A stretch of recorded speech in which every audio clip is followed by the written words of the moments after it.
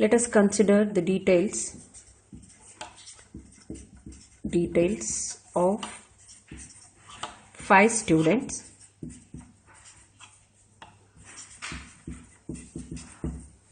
Student 1, student 2, student 3, student 4 and student 5. I'll consider the details like this: student ID, student name and combination. Here also, for each and every student, I need to input these many values. These are the inputs. Okay. See here, I'm going to input values or details for each and every student. So every student, every S1, S2, S3, let us consider these are variables. Let us reserve memory for these variables. I am going to reserve memory for S1, isn't it? For S1, I have to reserve memory. This S1 has to store SID, student ID, student name, okay, and combination. Like that. S2 also. For S2 also, I have to reserve memory. These variables are same kind, isn't it? All students having same kind of inputs. If you consider integers, if you want to store integer, I have to reserve memory for integer. Let us consider x. It's 2 byte memory. I want to store an integer 10 here. And one more, I want to store a float type value 3.142. Let us consider y. Okay. Assume we have reserved a memory like this. To store an integer, I reserve 2 byte of memory. How to reserve memory? This is the syntax. Int x, isn't it? When this type of memory reservation is there, means we had written this statement. Next, float y.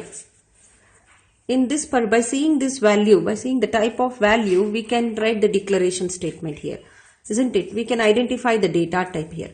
Here also, this memory is identified by y and it contains floating type value, isn't it? So we can easily identify by seeing the type of value. Here real number, fractional number is there. So the data type is float. If I reserve memory like this, star is a character. I'll take ch as a variable name. This memory is identified by ch.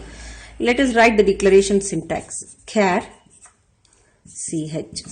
So what you need to observe, by seeing the value which is present in the memory, we can write its declaration statement, isn't it? If you consider S1, S2, S3 and so on,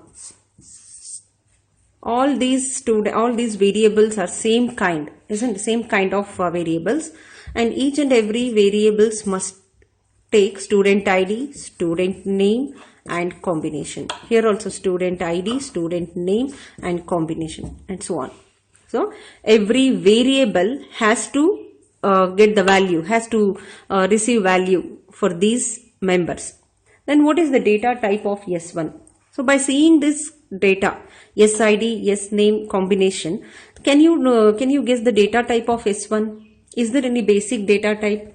No, isn't it? So I have to, can you write the declaration syntax for S1? We can write like this: S1 semicolon. What is the data type here?